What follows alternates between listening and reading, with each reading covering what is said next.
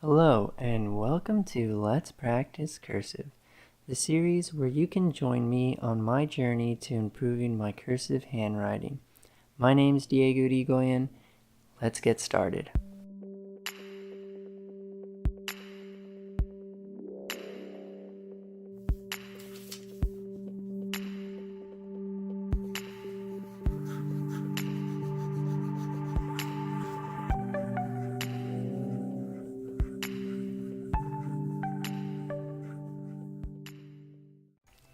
To get started, you want to make sure that you remove any sort of obstruction on your wrist or fingers.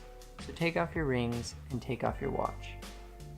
In most of these videos, you will see me using a Pilot Metropolitan fountain pen. I highly recommend this pen as an introductory pen to beginners. I also recommend Waterman ink because it is compatible with your standard paper. In these videos, we will be using Rhodia pad paper because it is easy to tear sheets out of the pad and because it is very compatible with a diverse set of fountain pen inks. If you prefer to use a pencil, that's perfectly fine. You can accomplish all of these drills using a pencil.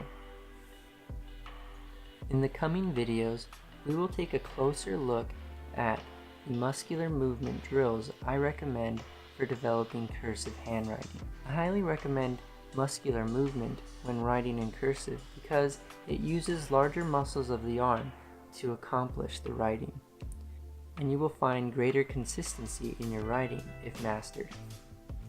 Today we'll be talking about feet placement, posture, table proximity, and grip on the pen. To start off, you want to make sure that your feet are flat on the floor. Don't do anything weird such as crossing them or tucking them under your chair. Next up is posture. We want to ensure that you have a strong posture when handwriting. If your chair has a back, don't lean back into it. You can touch your lower back portion against the rest of the chair, but other than that, you don't want to lean back. Proximity to the table is also very important and varies with each individual. If you have a large table, you can use a forward-facing writing position. If your table is smaller, you will have to use a side writing position, which is perfectly fine. Now that you've found a comfortable position to sit, we're going to start talking about pen grips. I've seen a bunch of different weird pen grips in my life, but in the end, you want to find one that is comfortable for you. The ideal pen grip, and the only one I recommend, is the tripod grip. You want to pretend as if you're about to pinch something between your middle finger and thumb, and the pen rests right there in that position there, with the index finger on top. Another tip is to hold the pen as if it were a dart that you were about to throw at the board. Once you've found a comfortable grip on the pen, the next step is to put everything we've just learned together. Feet flat on the floor, spine erect, comfortable proximity to the table, and a good grip on the pen. From here, before you even start writing anything, practice some of the movement involved in writing cursive letters in the air.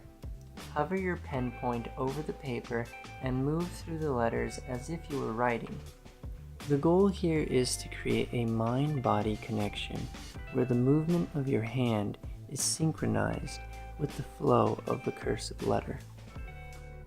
I hope you have found this information helpful in your journey to improving your cursive handwriting, and I hope you'll join me next week when we go over the push-pull drill or the slant drill. Take care.